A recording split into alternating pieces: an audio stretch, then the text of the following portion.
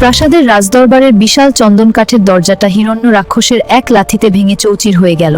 ভেতরে রাজা হিরণ্ময় সিংহাসন আঁকড়ে ধরে বসে আছেন, তার শরীর থরথর করে কাঁপছে।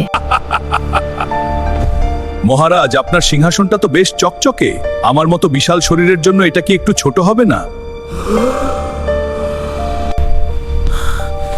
কে তোরা? এই পবিত্র দরবারে রাক্ষসের প্রবেশ কিভাবে সম্ভব? সেনাপতি, কোথায় আমার রক্ষী বাহিনী? মহারানী মায়াবতী ধীর পায়ে ভেতরে প্রবেশ করলেন। তার পায়ের নূপুরের শব্দে পুরো দরবার নিস্তব্ধ হয়ে গেল। রাজা হিরণ্ময়, আপনার রক্ষীরা এখন হয় মৃত, নয়তো আমার সেনাপতিদের পদতলে। বৃথা চিৎকার করে লাভ নেই। তুমি কি সেই অভিশপ্ত জাদুকরী মায়াবতী? আমি শুনেছি তুমি 1000 বছর আগে নির্বাসিত হয়েছিলে। মহারানী তার জাদুদণ্ডটি রাজার গলার কাছে ধরলেন। নীল আগুনের শিখা রাজার দাড়ি প্রায় ছুঁয়ে ফেলল। নির্বাসন শেষ হয়েছে রাজা। এখন থেকে এই হিরণ্ময়পুর আমার। আপনি কি সম্মানের সাথে এই মুকুটটি আমাকে দেবেন, নাকি আমি আপনার মাথা সমেত ওটা তুলে নেব? কখনো না। এই মুকুট আমার পূর্বপুরুষদের রক্ত দিয়ে কেনা। আমি কখনোই এই মুকুট দিতে পারবো না। সেনাপতি অগ্নি এক কোণে দাঁড়িয়ে তার আঙুল দিয়ে ছোট ছোট আগুনের ফুলকি নিয়ে খেলছিলেন। তিনি বললেন, মহারাজ, বেশি কথা বলবেন না। মহারানী চাইলে আপনার এই রাজপ্রাসাদকে এক মুহূর্তেই আগ্নেয়গিরি বানিয়ে দিতে পারেন। আপনার পূর্বপুরুষদের কথা ভেবে লাভ নেই, নিজের কলিজার কথা ভাবুন। তোরা মানুষ নস, তোরা নরকের কীট। তোরা একদিন ধ্বংস হয়ে যাবি, শয়তানের দল।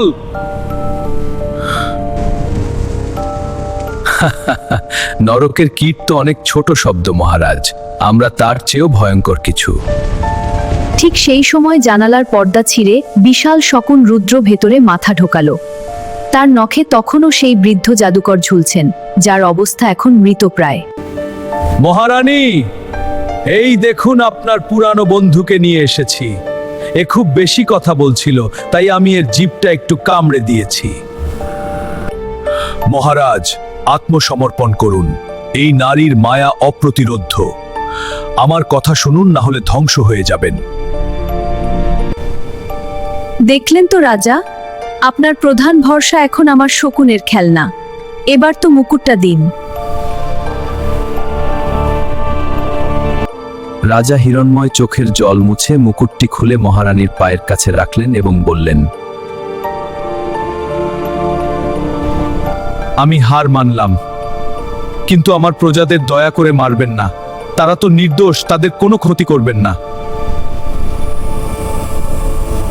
মহারানী নিচু হয়ে মুকুটটি তুলে নিতে লাগলেন। তখন তার চোখ দিয়ে রক্তাভ আভা বের হতে লাগল।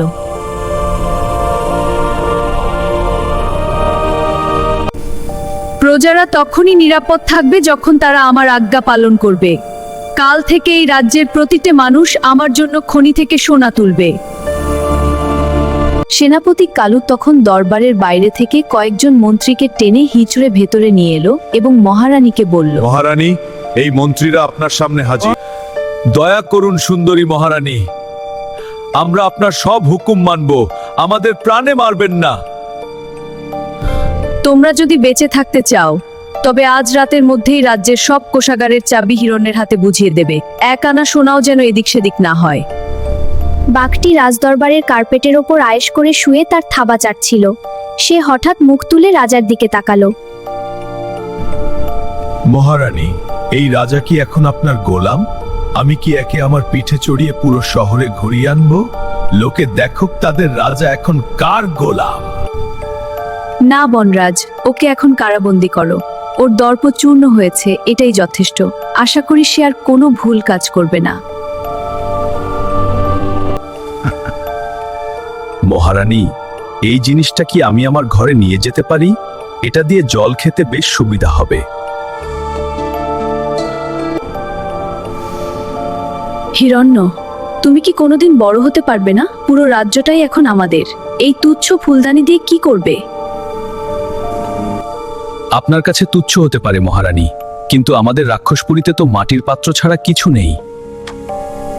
ভালুক সর্দার রাজপ্রাসাদের রান্নাঘর থেকে এক বিশাল রানের রোস্ট মুখে নিয়ে দরবারে ঢুকল। সে মাংসটি চিবোতে চিবোতে বলল, মহারানী, রান্নাঘরে আরো অনেক খাবার আছে। আমার ভালুক বাহিনী আজ পেট ভরে খাবে তো? মহারানী তার জাদুদণ্ড দিয়ে মেজের ওপর সজোরে আঘাত করলেন। এক নীল বৃত্ত তৈরি হলো।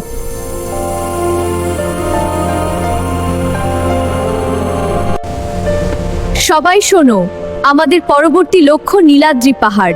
সেখানে এক মায়াবী ঝর্ণা আছে, যার জল পান করলে আমি অমর হয়ে যাব।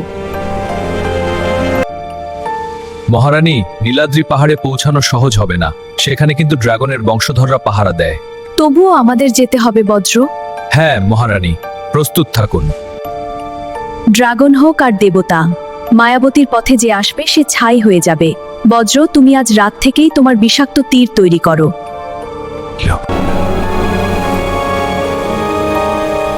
আপনার হুকুম আমার জীবনের চেয়েও বড় মহারানী। কাল ভোর হওয়ার আগেই নীলাদ্রি পাহাড় কাঁপবে। আজকের পর্বটি এখানেই শেষ। পরবর্তী পর্বটি পেতে চ্যানেলটি সাবস্ক্রাইব করুন এবং বেল আইকনে ক্লিক করুন। ভিডিওটি ভালো লাগলে লাইক করুন, কমেন্ট করুন এবং বন্ধুদের মাঝে শেয়ার করুন। ধন্যবাদ।